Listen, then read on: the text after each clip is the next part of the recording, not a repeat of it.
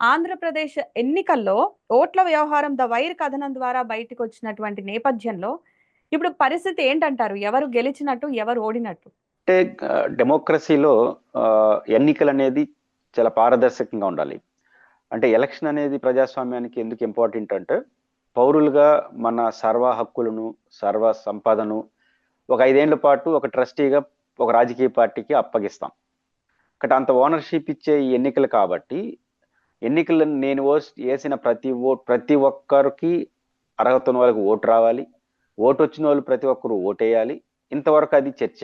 ఇప్పుడు కొత్త చర్చ ఏంటంటే, నేను ఎవరికి ఓటేసినా వాళ్ళకి ఓటు పడిందా లేదా అనేది కొత్త చర్చ వస్తా ఉంది. ఇది చాలా ప్రమాదకరం. ఇప్పుడు ఇంతకుముందు అంతా నా ఓటు ఉందా లేదా, నా ఓటు తీసేశారు, దొంగ ఓట్లు వేశారు, ఈ చర్చ నడిచేది. ఇప్పుడు నేను వేసిన ఓటు నా పార్టీకే పడిందా లేదా అని అనుమానం వచ్చే పద్ధతిలో ఉండడం అనేది మరింత ప్రమాదకరం.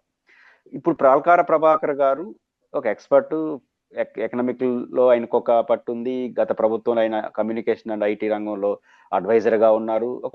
ఒక గౌరవప్రదమైన వ్యక్తి. వైర్ అనే కథనం కూడా చాలా క్రెడిబిలిటీ ఉన్నటువంటి వ్యవస్థ. సో ఇందులో వచ్చిన రాసినటువంటి ఒక సుదీర్ఘమైన సావధానమైనటువంటి వాటికి యొక్క ఆర్టికల్ కి ఎలక్షన్ కమిషన్ ఈ రోజు వరకు స్పందించకపోవడమే అనుమానాలకు బీజం. ఇప్పుడు అనుమానం ఎప్పుడు ఉంటుంది. అయితే మీరు చాలా మంది ఏమంటున్నారంటే, రోజుకు ఒకరు ఏదో ఒకటి మాట్లాడుతుంటారు, వాటన్నిటికీ ఎలక్షన్ కమిషన్ సమాధానం చెప్పుకోవాలా అని. మీ పని అదే. ఎలక్షన్ కమిషన్ పని ఏదంటే ఎలక్షన్ సక్రమంగా నిర్వహించడం, వచ్చిన ప్రతి అనుమానాలు తీర్చడం. మీరేం అతిథులు కాదు. ఉన్నారనేది, ఎంత పారదర్శకంగా వ్యవహరించారనేది తెలియజేయడం ఇంపార్టెంటే కదా.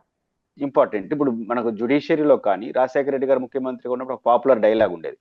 అదేంటంటే, విచారణలు ఎక్కువ జరుగుతుంటే ఎందుకు విచారణలు చేస్తున్నారంటే, ఒకటి మా మీద మాకున్న నమ్మకం, రెండోది మేము కరెక్ట్గా ఉన్నామని అనుకుంటే సరిపోదు, కరెక్ట్గా ఉన్నామని జనం కూడా అనుకోవాలి అంటాడు.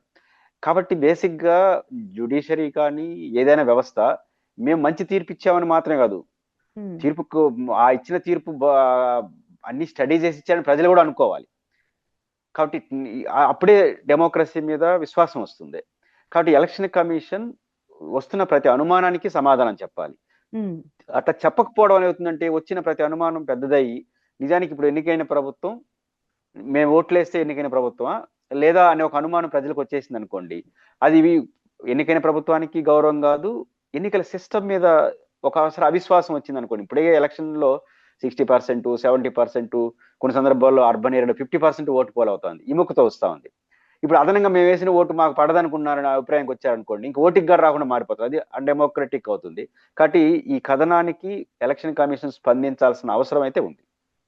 సో ఇది ఫుల్ స్టాప్ పడాలి దీనికి అని అంటే గనక, ఇప్పుడు ఎవరు ఎలక్షన్ కమిషనే కాకుండా ఇంకా ఈ వ్యవహారం ఎక్కడి దాకా వెళుతుందంటారు? అసలు ఎక్కడ ఫుల్ స్టాప్ పడుతుంది? మన సిస్టమ్ లేదంటే ఎలక్షన్ కమిషన్ ఒకసారి ఎన్నికలు పెట్టిన తర్వాత దాని క్వశ్చన్ చేసే అధికారం లేదు. కానీ దాంట్లో లోపాలు వచ్చినప్పుడు దానికి ఏంటి పరిష్కారం? ఈరోజు పరకాల ప్రభాకర్ గారు లేవనెత్తిన అంశాలు చూసినప్పుడు ఎక్కడ కూడా ఆయన సొంత కవిత్వం లేదా సొంత అభిప్రాయాలు ఎక్కడా లేవు. Election commission time to time announce చేసినటువంటి పోలింగ్ పర్సంటేజీ, ఇది ఎలా సాధ్యం, ఆయన సొంత ఓడు ఏదైనా ఉంది, ఇది ఎలా సాధ్యం అని చెప్పాడు తప్ప ఎక్కడ సొంతంగా తాను విచారించింది కాదు. ఎలక్షన్ కమిషన్ వెబ్సైట్ లో, ఎక్స్ లో టైం టు టైం అనౌన్స్ చేస్తూ ఉంటుంది, 5 hours ఒకసారి. ఆ అనౌన్స్మెంట్ చేసినటువంటి లెక్కలన్నీ తీసుకొని ఇది ఎలా సాధ్యమని ఆయన క్వశ్చన్ చేస్తున్నాడు. ప్రధానమైన ప్రశ్న ఎక్కడొస్తా ఉంది? ఉదయం 5 గంటలు ప్రారంభమైనటువంటి ఎలక్షన్ సాయంత్రం 5 వరకు చాలా వేగంగా జరుగుతుంది. ఎందుకంటే డే టైం, మంచి వాతావరణం టైం. ఆ టైంలో 68.4% నమోదైనటువంటి ఓటింగ్ తర్వాత 5 గంటల నుంచి ఎర్లీ మార్నింగ్ 2 వరకు, మామూలుగా ఎలక్షన్ 5 గంటలు ముగిసే టైంలో తర్వాత వస్తే ఓటింగ్ అలౌ చేయరు, కానీ అప్పటి వరకు ఉన్న ఎన్ని వందల ఓటు ఉన్నా ఎంత టైం అయినా వేయించాల్సిందే, అది ఎలక్షన్ సిస్టమ్. కానీ ఏకంగా వీళ్ళు ఇచ్చిన డేటా చూసుకున్నప్పుడు 5 నుంచి 8 వరకు స్లో డెవలప్మెంట్ కనిపిస్తుంది, 8 నుంచి 11 వరకు స్లో డెవలప్మెంట్ కనిపిస్తుంది పర్సంటేజ్. కానీ అనూహ్యంగా రాత్రి 11:45 నుంచి ఎర్లీ మార్నింగ్ 2 o'clock వరకు అబ్నార్మల్ డెవలప్మెంట్ కనిపిస్తుంది. ఇక్కడే అనుమానాలకి బీజం పలుకుతా ఉంది. రీజన్ ఏంటంటే, మీరు ఎలా అనొచ్చు, ఇప్పుడు ఉదాహరణకు 5 గంటలకు క్లోజ్ అయిపోతుంది. క్లోజ్ అయిన తర్వాత ఉదాహరణకు ఒక పోలింగ్ బూత్ లో ఒక 100 మంది క్యూ లైన్ లో ఉన్నారనుకోండి, వాళ్ళకి ఓటు వేయించాల్సింది. 5 అయిపోయింది కాబట్టి మీరు వెళ్ళిపోవడానికి ఆస్కారం లేదు. 5 ఒకసారి క్లోజ్ చేసేస్తారు డోర్లు క్లోజ్ చేసిన తర్వాత ఆ 100 మందికి మాత్రమే ఛాన్స్ ఉంది, మళ్ళీ కొత్తగా వచ్చేవాడికి అవకాశం మీరు.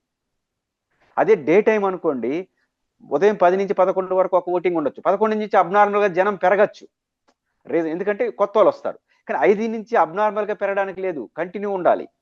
కానీ 5 నుంచి 8 వరకు ఒక రకమైన ఓటింగు, 8 నుంచి 11:45 వరకు ఇంకొక రకమైన ఓటింగు, 11:45 నుంచి 2 వరకు అబ్నార్మల్ ఓటింగ్ ఎట్ట సాధ్యమైంది? ఇది మౌలికమైన ప్రశ్న అనేది. పర్సంటేజ్ ఆయనే ఇచ్చాడు. ఎంత పర్సంటేజ్ ఉంది? రాత్రి 11:45 నుంచి ఉదయం 2 గంటల లోపు 17 లక్షల ఓట్లు పోలైనాయి అవుట్ ఆఫ్ 3,500 పోలింగ్ బూతుల్లో. తమాషా ఏంటంటే డే టైము ఎలక్షన్ కమిషన్ ఇచ్చిన వివరాల ప్రకారం పర్ మినిట్ ఒక ఓటు నమోదైతే, మామూలుగా డే టైం యాక్టివ్గా ఉంటాం మనం ఓటేసే వాళ్ళు కూడా, నైట్ టైం 11:45 నుంచి ఎర్లీ మార్నింగ్ 2 గంటల వరకు పర్ మినిట్ 3 మంది వేయడమేంది? అలిసిపోవాల్సిన టైం కదా.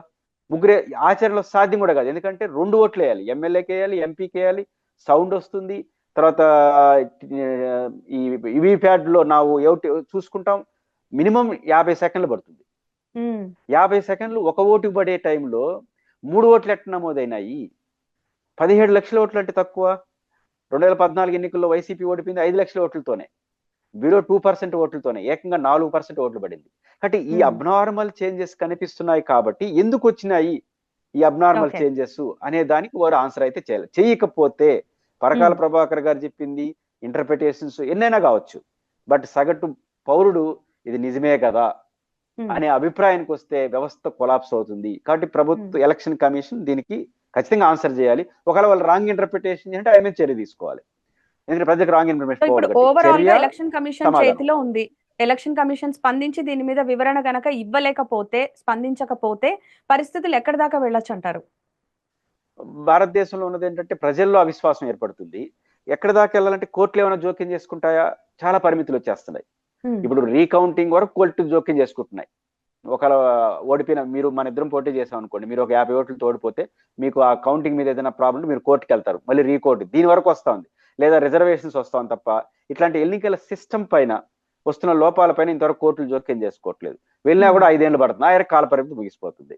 కాబట్టి ఎక్కడికి వెళ్ళే పరిస్థితి కనపట్లేదు. కానీ ఒక కాన్స్టిట్యూషన్ పరంగా ఏదైనా ఇట్లాంటి అబ్నార్మల్ ఎర్రర్స్ వచ్చినప్పుడు కోర్టులు కూడా జోక్యం చేసుకోక తప్పదు. జోక్యం చేసుకుని ఎలక్షన్ కమిషన్ ఇండిపెండెంట్ ఆర్గనైజేషన్ ఇట్లా మార్చుకుంటా ఉంటే ప్రాబ్లం వస్తుందంటే ప్రజాస్వామ్యానికి హానికరం. కాబట్టి ఎలక్షన్ కమిషన్ ఆన్సర్ అన్నా చేయాలి. ఎలక్షన్ కమిషన్ ఆన్సర్స్ అయిపోతే ఒక ఇండిపెండెంట్ జ్యుడిషియరీ వ్యవహారం నడవాలి, అయితే కోర్టులో జోక్యం చేసుకోవాలి.